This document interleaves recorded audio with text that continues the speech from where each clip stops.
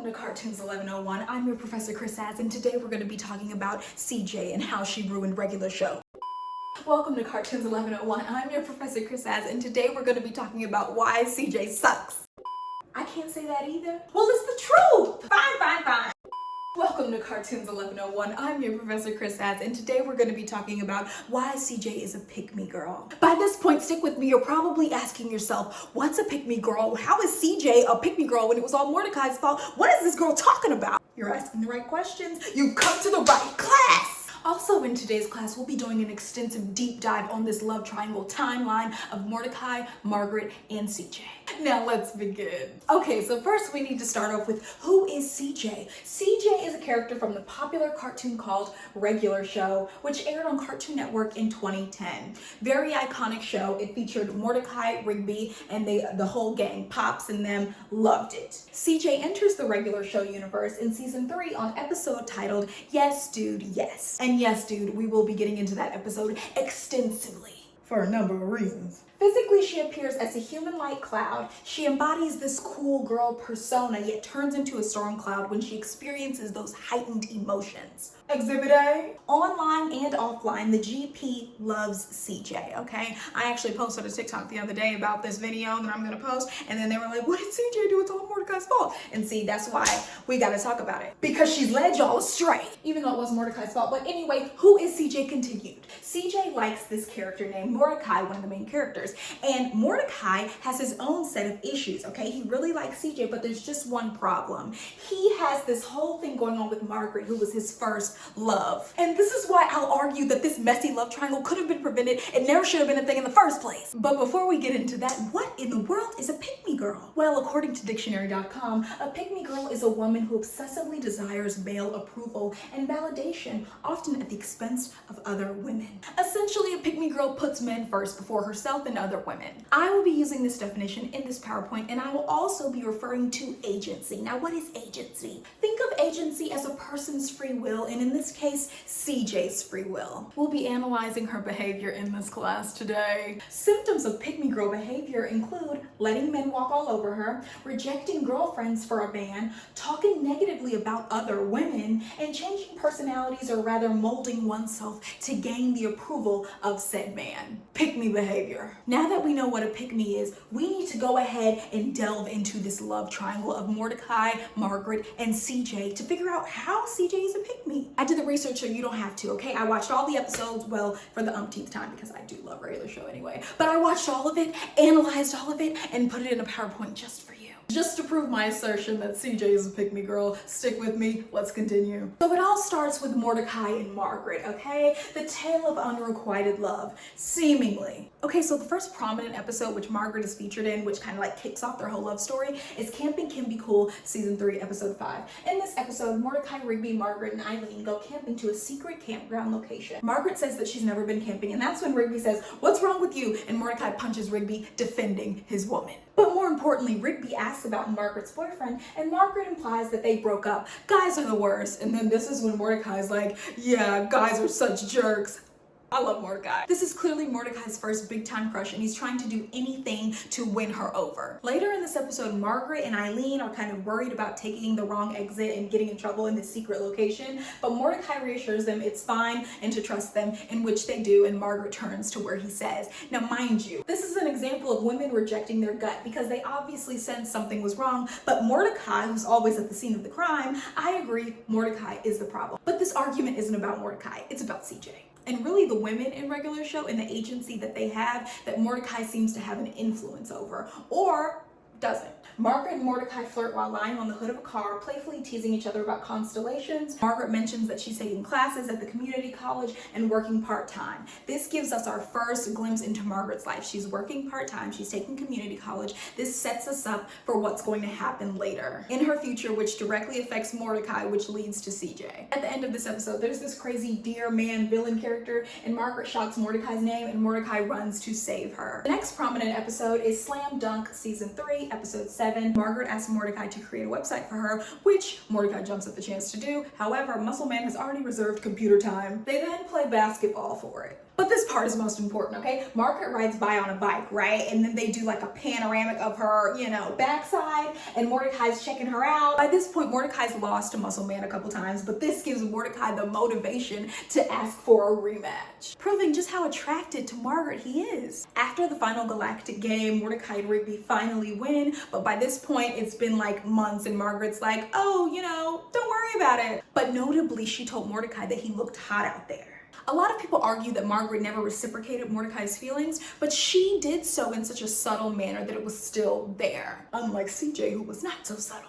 Next episode, House Rules, Season 3, Episode 8. After being forced to sign off on Benson's new incredibly strict house rules, Mordecai and Rigby move out and try to find some place of their own. In this episode, Mordecai and Rigby actually go to Margaret's place of work to ask if they can camp outside of the establishment. Margaret, however, chooses her job and says, sorry, my boss won't let you. This displays Margaret's agency. She's not just gonna bend because she likes Mordecai, like, okay, I'm willing to risk my job because of you. No, Margaret has agency in Regular Show, and especially in the dynamic between her and Mordecai, which ultimately I would argue is what Mordecai likes. But anyways, the next prominent episode in the Mordecai-Margaret timeline is Season 3, Episode 10, Cruisin', where Mordecai and Rigby are trying to pick up chicks because they bet Eileen and Margaret that they could get some numbers. After they all agree to the bet, Mordecai tells Rigby that Margaret and Eileen were flirting with them. Again, telling how much Mordecai likes Margaret, picking up on little signs, on little clues that he can latch onto to maybe make a move. Mid-episode, Margaret sweetens the bet by adding that the losers have to buy dinner for the winners and their dates. This kind of devastates Mordecai because he's like, their dates? I don't want to, ooh. And behind closed doors, Eileen reveals that she's not dating anyone, and she's worried that Rigby got the wrong impression because everybody knows Eileen likes Rigby. But Margaret's like, a little lie never hurt anyone. So in this episode, you can kind of see Margaret's playing hard to get, and Mordecai likes that. At the end of the episode, Mordecai gets Margaret's number, thus winning the bet. Then the next episode is Season 3, Episode 16, Butt Dial. At the beginning of the episode, Mordecai reveals that Margaret and Eileen were over last night playing video games with them. So again, building that relationship with Margaret. While singing an embarrassing song, Mordecai leaves a voice message on Margaret's phone accidentally. Y'all remember that episode, Hanging with Margaret, just to feel so good, like I knew it was. He is singing about this woman. Singing! That's how you know he likes Margaret. But hang on to that, because this is about CJ. We just need to know the backstory. Later, when Mordecai and Margaret run into each other,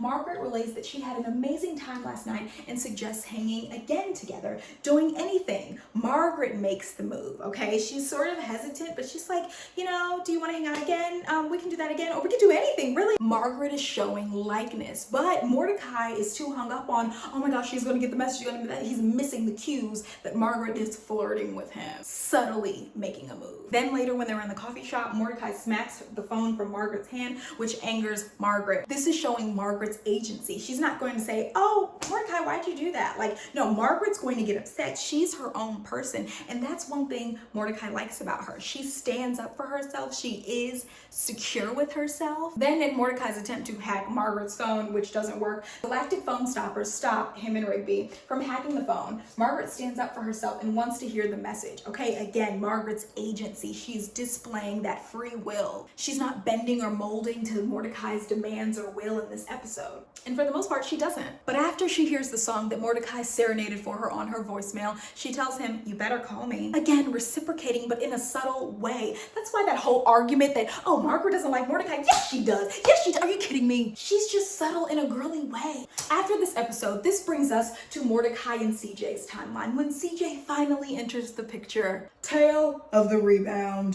All right, as previously mentioned, the first episode that CJ appears in is Yes, Dude, Yes. And in this episode, this is when Margaret's cousin bends down on one knee. Mordecai and Rigby see it from the other end of the shop, and they're like, oh my gosh, Margaret just got engaged. She just got proposed to. Now Mordecai is devastated. He's so depressed. He needs a rebound. This is him. He's a sad chump over here, okay? So Rigby signs him up for one of them dating sites. Yeah, I know how that goes. That's just nothing good come from that stuff. That's when he gets hits online from Golden Corral with the 12 hits, and among those is CJ, to which we can seemingly note that CJ made the first move between them by liking his profile. Anyway, they go on a date, and CJ leads the whole thing asking questions because Mordecai is just depressed and devastated that Margaret is engaged, like the love, maybe not the love of his life at this point, but the crush of his life, right? And he's just devastated, sitting there like, And that's when she has to take the lead. She's like, okay, dude, what's up? Tell me, talk to me, because I know you're not feeling this. And that's when Mordecai kind of snaps out of it. But from the beginning of the relationship to the end, CJ is the one making the moves.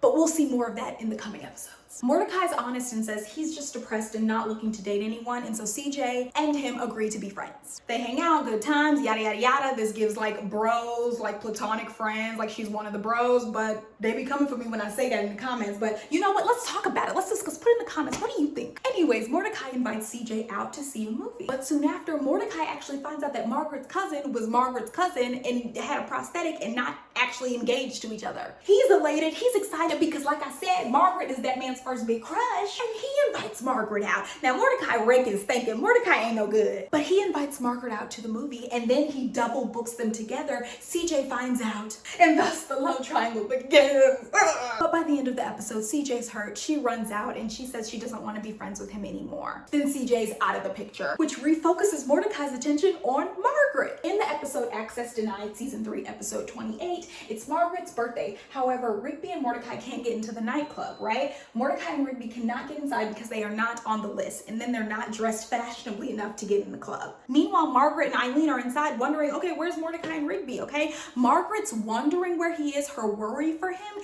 signals that she actually likes Mordecai. Eileen even jokes that Margaret invited Mordecai just so that she could dance with him. Her best friend Eileen! What more do y'all need? What more proof? Margaret was down bad for this little raggedy cheating blue jay. Anyways, I digress. Mordecai and Margaret first dance occurs at the end of this episode. And as you know, in every love story, there is a first dance. The next prominent episode between this love triangle is Diary, season 3, episode 33. This is when Margaret asks Mordecai and Rigby to water her plants while she's away for the weekend. They find her diary, accidentally break the lock, and then a series of events. Now it's just the diary is messed up and they're trying to figure out how to repair Margaret's diary before she finds out. Because Mordecai doesn't want Margaret to think that he invaded her privacy and read her diary because he likes her. But them doing a whole seance to make sure she doesn't find out and repair the diary, Rigby messes it up as usual. And so Margaret's guardian of secrets comes out to unleash havoc. They all must confess secrets to get the Guardian to go away. Notably in this episode, Rigby admits he has the hots for Eileen. Next is Death Bear, season 3, episode 36.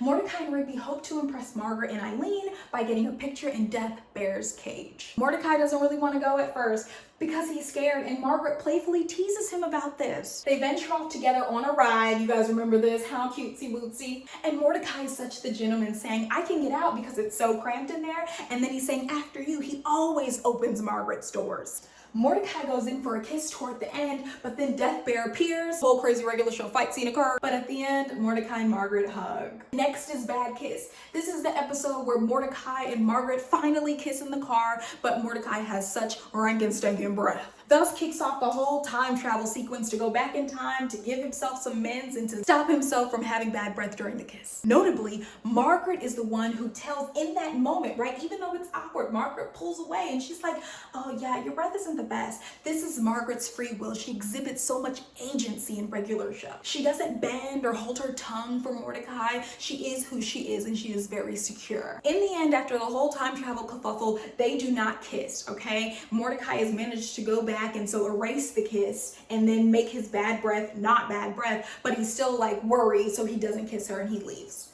Next is the pie contest, where Mordecai and Rigby really want to judge the pie contest, and they beg and convince Benson to do so. However, at this contest, Margaret baked a pie that looks like stinking butt cheeks. So Mordecai shies away. He doesn't want to hurt her feelings, but by the end of this episode, he has to hurt her feelings to save everybody. Progress in their situationship, right? Where now they can sort of be more open and Mordecai can be honest, and then Margaret was just honest with the bad breath. Their relationship is growing. Next is TGI Tuesday. Mordecai and Rigby and Eileen celebrate Margaret's new internship. So again, we had the episode where Margaret said she's working part-time and attending community college. Now this shows significant progress in Margaret's life, her career, where she says she wants to transfer from a community college to a big school. Her agency, she has big goals for herself. Because of this, all her time will be spent at her internship. So Mordecai and the others have to clean this ballroom over here, and then they get into this like dance battle with these hip-hop people from the 80s or 90s. And by the end of that whole thing, Mordecai calls. Margaret quickly answers the phone, quickly, actually, okay? She liked that man. And then blushes and stumbles over her words. Finally, it seems like the feelings are reciprocated between them and everything's pretty normal. Next up, we have The Longest Weekend, season 4, episode 12. This transcript, I will read as follows. This is Mordecai. Yeah, I can't believe they're doing this over a lame movie. This is Margaret. I'm Margaret. I know. If two people like each other, they should just be together. I'm Mordecai again. Yeah, like us. Oh, I mean, if we liked each other, we would totally be together and it wouldn't even be a big deal. I mean, or if anyone liked each other. Are you feeling okay? In this episode where they have a brief encounter, Mordecai still has the hots for this woman. Suddenly trying to pull a little inception and slip in little things to get her to be thinking. But also Mordecai is just nervous and just a mess. Next episode, Do or Diaper, season 4, episode 15. Muscle Man bets that Mordecai must kiss Margaret by the end of the week or else Mordecai will have to wear a diaper for a week. Now, that being said, he does kind of successfully get to that point where he could by the end of the episode, but then he's like, oh my gosh, flashbacks to bad breath, bad breath, bad breath. And then he starts popping all these mints, popping all these the mint strips, and then everything goes to ice. But before that, I will note, because I love talking about Margaret's secure agency, is that Mordecai asks Margaret to hang out, but Margaret says that she has class, again, highlighting her agency. She does not bend for Mordecai. Mordecai is also a gentleman, of course, for Margaret, opens her doors. But anyways, at the end, when Mordecai is an icy mess, he confesses his feelings that he really does like Margaret because she does find out that the kiss was all for a bet, and so she gets mad, rightfully so. Mordecai still confesses his feelings for her, and so now they both know that Mordecai likes Margaret. It's been said, it's out in the open, not even Mordecai can mess this up. So at this point, they have still not had their first kiss, people. The next episode is picking up Margaret, okay? Season 4, episode 22, to visit upstate for a college interview. Her friend cancels on her. See, that's not a good friend. She need to cut that girl off and never talk to her again. But anyways, her friend cancels on her and Mordecai volunteers to take her to the airport. Now, a series of unfortunate events happen with Mordecai in this car, borrowing Benson's car and whatnot. He finally picks Margaret up and then some wicked gang comes after them. Margaret thinks Mordecai might have stolen the car or something. Even though Mordecai says, no, it's cool, it's cool. Margaret still picks up the phone to call the police. Margaret's agency. Stick with me because it's gonna change in a little bit. Margaret kisses Mordecai at the end. Finally, their first kiss. She is secure in and of herself to make the first move, knowing everything that she now knows about Mordecai. He said he likes her. He's done all of these things for her. He's taken her out.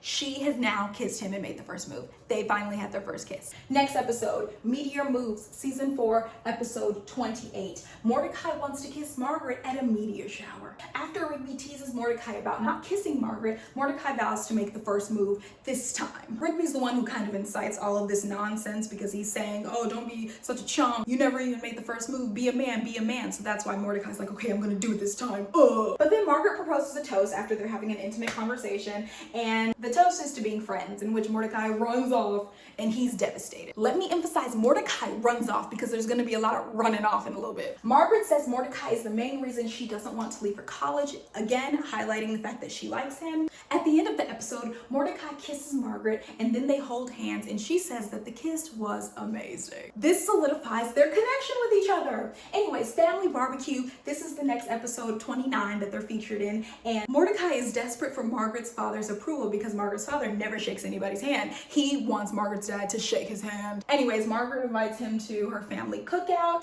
and Mordecai challenges Frank to a cannonball contest because that's his thing, and he does so just to gain Frank's approval. And by the end, he does because Frank shakes his hand after the cannonball. They cannonball out of a helicopter. Chopper 6. Next is Steak Me Amadeus, okay? This episode starts with a montage of Mordecai and Margaret going on dates, kissing and holding hands. Mordecai plans to ask Margaret to be his girlfriend. Finally, there's just one problem. When he does, she rejects him because she's going away to college, accepted to her dream school. Again, Margaret's agency. Her entire character exhibits this free will and this desire to go to school to pursue her dreams of journalism. Next is Laundry Woes. We're jumping to season 5, episode 1 now because Margaret's gone. The episode starts with a montage of Mordecai being depressed, but all his friends force him out of the house. By the end of the montage, he's playing video games and he's fine again, finally. Mordecai Mordecai finds Margaret's sweater in his laundry and must return it to her at all costs. He ventures to her college to do so. Rigby urges him to turn around because Rigby's like, we just got you over this girl. Like, you know when your friend, they just been hung up on somebody and it's like, okay, I just did everything to get you out this funk and now you want to go see them again? Now you want to call them again?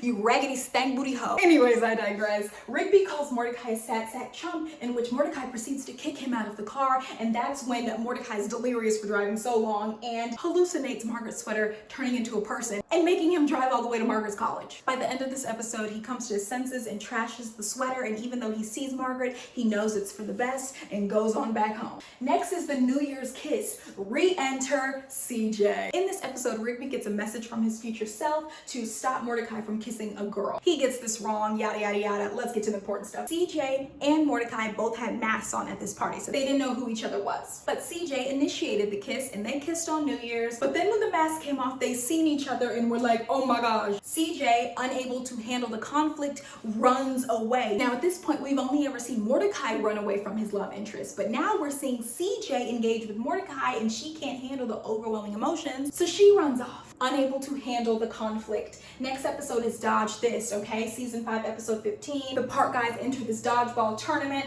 Mordecai runs into CJ at the tournament. It's really awkward when they see each other, and so the game starts to be a little weird, spooky, ooky, and during the game, they're the last ones standing still. They're throwing balls, but it's like easy to dodge, and they're at a standstill, which leads them to this standstill galactic thing. And in this standstill galactic space, they're forced to rehash their bad history, and Mordecai admits, every time I see her, I mess up. That's not how he is with Margaret. At the end of the episode, they decide to start over as friends, CJ agreeing to this. CJ gives Mordecai a second chance. We gonna be counting these chances, yeah. The next episode is Portable Toilet. Most notably in this episode, when CJ hears about what's gonna happen to Mordecai, about like exploding and stuff, she gets mad and in a fit like experiences these intense emotions and transforms into like a purple cloud or a brown cloud to signify such heightened emotions for Mordecai, even though they're just friends. Eileen doesn't react like that. So you can tell from this episode, CJ likes Mordecai as more than a friend, even though they're supposed to be just friends. Next is Video 101, season 5, episode 25. This is when Eileen, Mordecai, Rigby, and CJ make a music video together.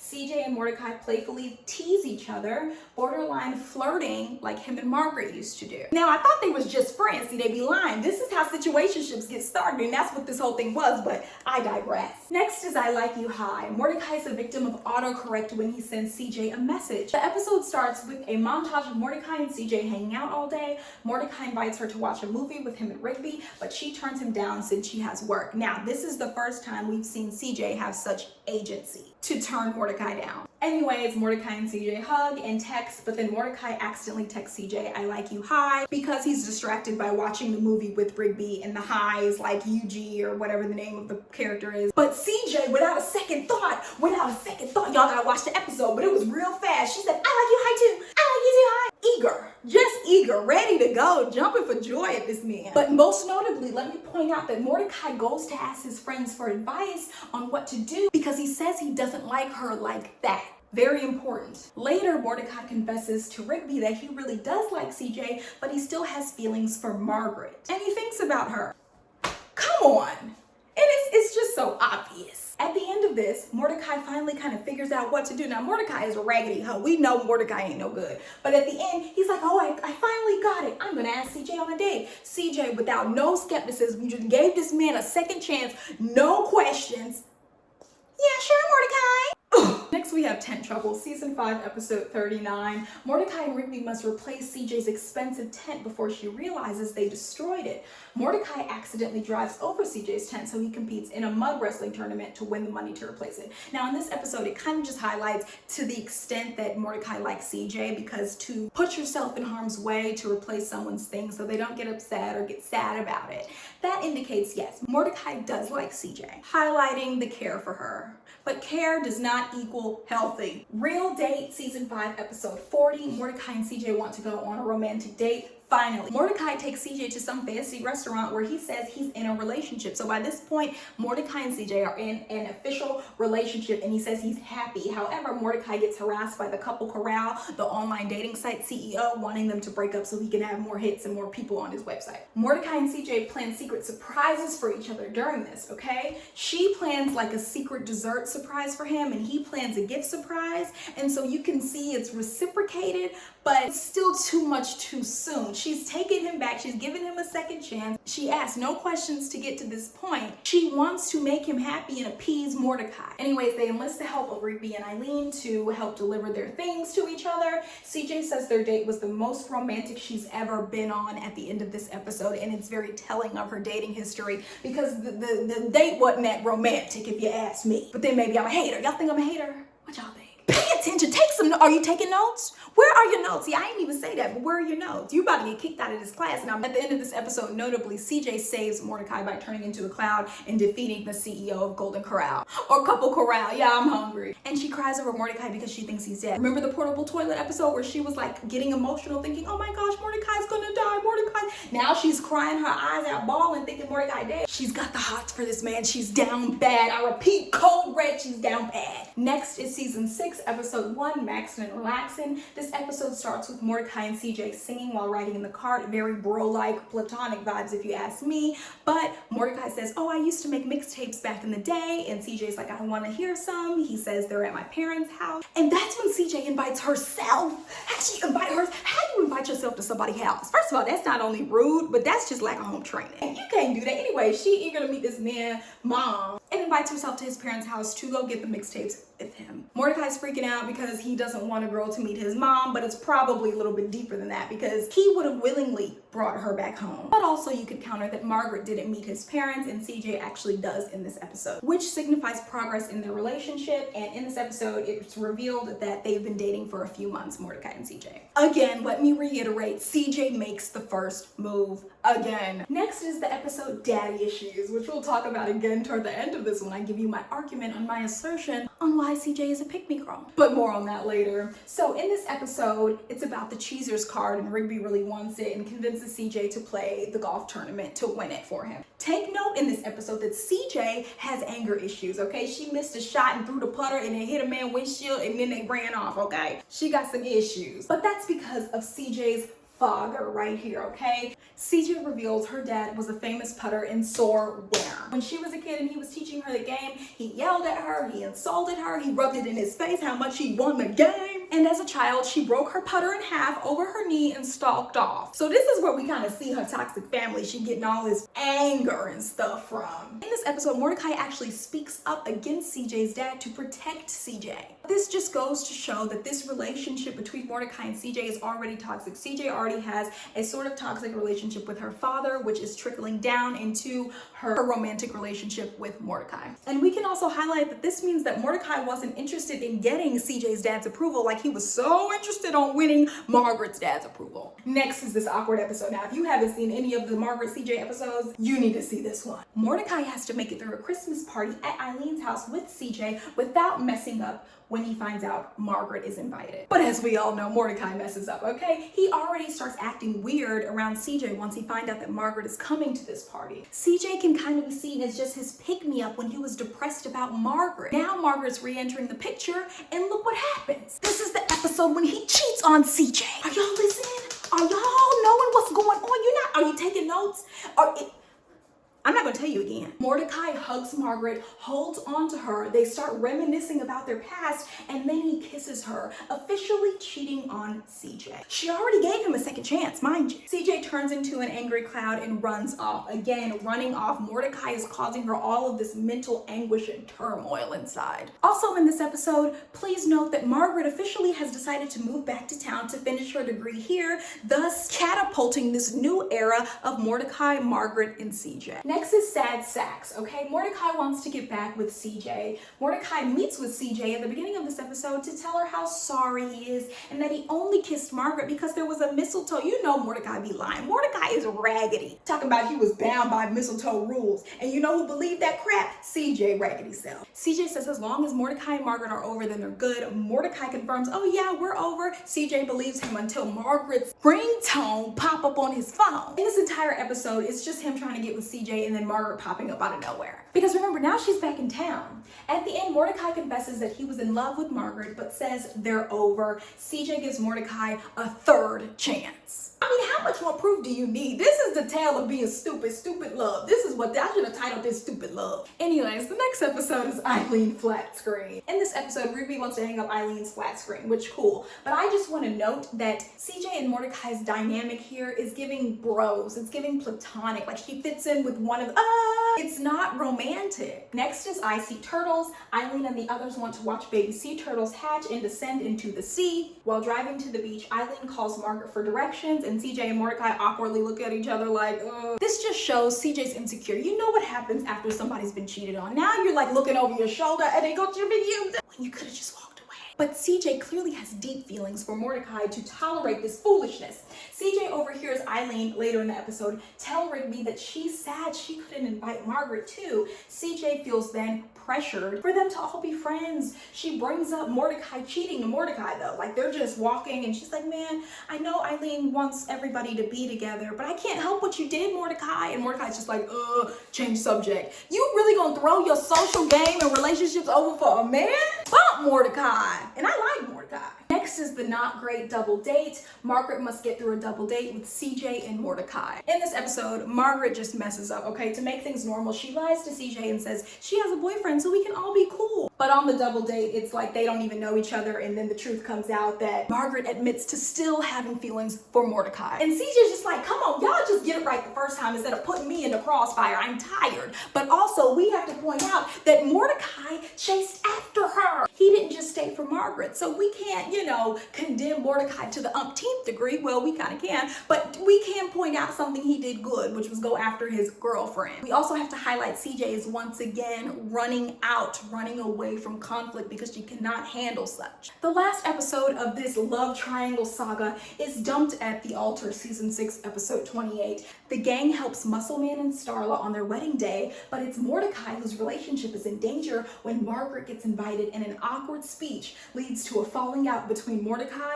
and CJ. In the speech, Mordecai is being Mordecai. He's pulling a Mordecai, as you know, and he starts saying, I don't know who my soulmate is. They could be in this room. They could be you. They could be you. And CJ's sitting right there. Mind you, CJ is still his girlfriend at this point. He cheated on her. She took him back. But Mordecai just can't seem to shake these feelings for Margaret. So at the end of the episode, they hug amicably and CJ rides off on her bike. Oh, this could all been avoided if you weren't such a pick-me girl, CJ. Now let's get into the fun stuff because CJ seeks male validation and this is evident in her relationship with her father. CJ yearns to be accepted by a man because her father was emotionally distant. We know that he insulted her, he yelled at her, he poked and poked and poked at her as a child. She didn't get that love from her father that she needed, so she's going to Mordecai trying to do anything she can to hold on to Mordecai until he's the one. Mordecai technically at the altar episode was like, I don't know who it is. I don't know who it is, even though he has a girlfriend. You don't know who your soulmate is, but you have a girlfriend, just break up with the girl. Mordecai was emotionally distant his entire relationship with CJ, yet she constantly tried to appease him. Now, you know I had to come with the citations. This is a quote from a psychology article with Dr. Diamond, and he says, a father may be physically present, but absent in spirit, says Jungian psychoanalyst Dr. James Hollis. His absence may be literal through death, divorce, or dysfunction, but more often it is a symbolic absence through silence and the inability to transmit what he also may not have acquired. Our research showed that most women who grew up fatherless, no matter how they got there, seem to have challenges in some of the same places, usually their relationships. Once again, CJ's father was not emotionally present in her life. He didn't give her the care and love and attention that she needed. Well, good attention anyway, right? And because he was this famous putter, we know what often comes with that lifestyle. Maybe he wasn't even there physically. Maybe he was physically there, but again, emotionally absent. She clung on to Mordecai because she felt Mordecai truly accepted her, and that kind of gave her that boost of self-esteem. Self-esteem, you might ask?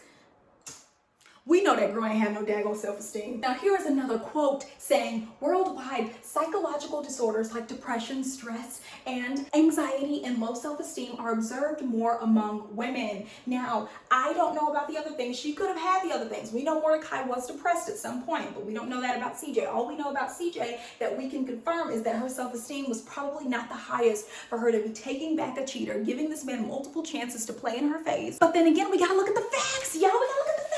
CJ's own father was putting her down. So if Mordecai is saying, oh, you know, I like you, CJ, let's be together, CJ, but then putting her down through his actions, she's just repeating the same cycle. It's generational trauma, y'all. Generational. God don't hear me today. My next reason why CJ is a pick-me is because she puts a man first. And by man, I mean Mordecai.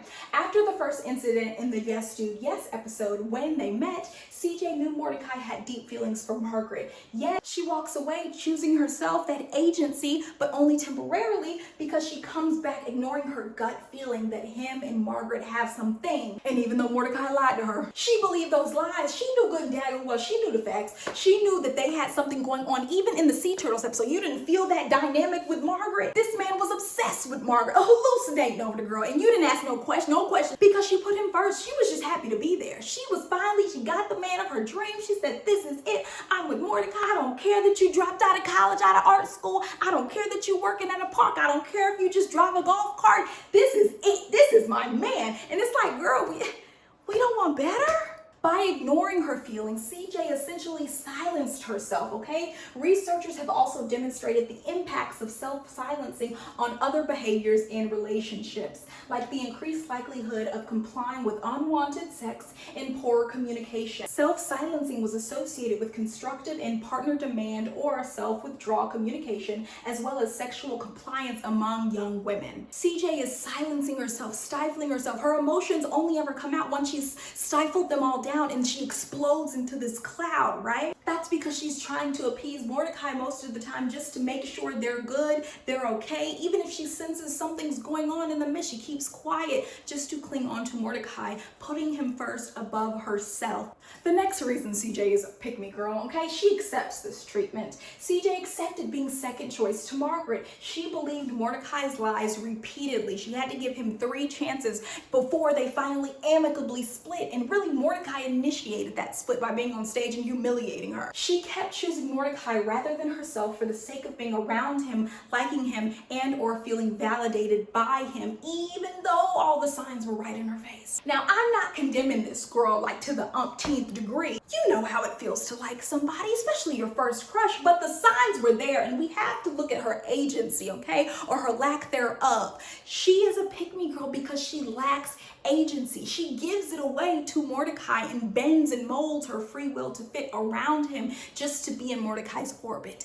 That is why CJ is a pick-me. In conclusion, CJ is a pick-me girl because she sought male validation from Mordecai, valued Mordecai over herself, and accepted mistreatment from him, sticking around despite her better judgment. CJ keep picking Mordecai. She should have picked herself. Now, mind you, Mordecai is honestly the true villain in this, but that's all the time we have today, class. Now, remember to do your 40-page paper. That's due tomorrow. If you didn't do your Azula paper from Avatar Last Airbender, you did get a 0, no late work accepted. And then if you didn't do your SpongeBob essay, 0. You're honestly not doing so good in this class if you didn't do your paper. So I would advise you to do this paper. But now, if you don't want to do the paper, you need to comment down below for extra credit points on, is CJ a pick-me girl? What do you think? Is Mordecai the real villain? Because honestly, between me and you, I think Mordecai is the evil man here. I'm your cartoons Professor Chris, and I'll see you in the next video. Which cartoon should I do a deep dive on next? Fine. Pay attention. Take some. Are you taking notes?